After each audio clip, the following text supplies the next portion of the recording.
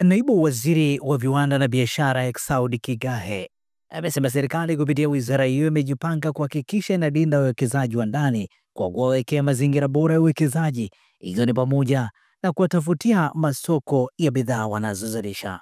Kigahe ameyasema hayo wakati alipotembelea kiwanda cha mahindi cha Superfeo kilichopo Lilambo, manispaa ya Songea, mkoani Ruvuma, ambapo amesema pamoja na jitihada za serikali, wananchi wasihujumu uwekezaji wa ndani. Sisi kama Wizara ya Viwanda na Biashara, moja, tutahakikisha tunashirikiana na wawekezaji hawa kuwatafutia masoko ili tulinde viwanda hivi. Moja ya kosa ambalo tutakuja kulifanya na kujutia, na nyinyi ni mashahidi, tulikuwa na viwanda vingi, ni kuto kuvilinda viwanda. Sasa tunalindaje viwanda? Ni kuhakikisha, moja, kama alivyosema mkuu wa mkoa, ninyi wenyewe msiwe sehemu ya kuhujumu miundombinu na mali zinazozalishwa katika kiwanda hiki.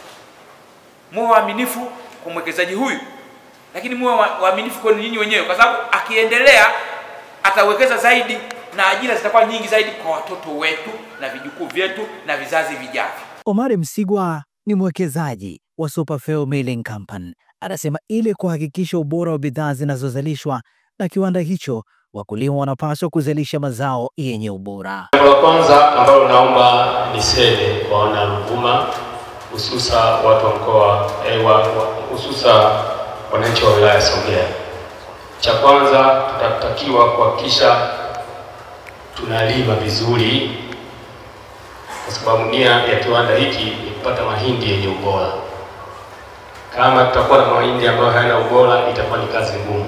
Nakumbuka mwaka jana tulikuwa na kazi ya kuchekecha. Hii kazi ilikuwa ni ngumu kweli kweli, lakini hivi sasa kiwanda chetu tunao mtambo wa kuchekecha mahindi. Kiwanda hiki kinatarajiwa kuongeza fursa ya soko la mahindi ambayo yanazalishwa kwa wingi katika mkoa wa Ruvuma, ambao ni miongoni mwa mikoa mitano inayozalisha zao hilo kwa wingi na mikoa jirani, pamoja na kutoa ajira kwa vijana wa Kitanzania.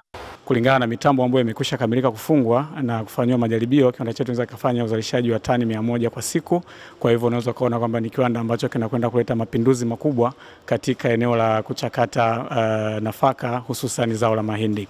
Tunasema kwamba ameweza kuwekeza na kuwanufaisha wananchi, kwamba vijana wengi watapata ajira kutoka kiwanda hiki na tutanufaika pia na chakula kutoka kiwanda hiki, lakini tutanufaika na soko la mazao kutoka kiwanda hiki hapa. Hiki kiwanda ni kikubwa sana, ni kizuri na kipo eneo nzuri na kimekuja kwa ajili ya watu wote hapa. Hii ni Toka Zamani TV, mimi naitwa Shehani Mzaina. Kuendelea kupata taarifa mbalimbali kutoka kwetu, tafadhali subscribe na bonyeza alama ya kengele. Lakini pia tunapatikana Facebook, Instagram pamoja na mtandao wa X kwa jina la Toka Zamani TV. Asante na kwaheri kwa sasa.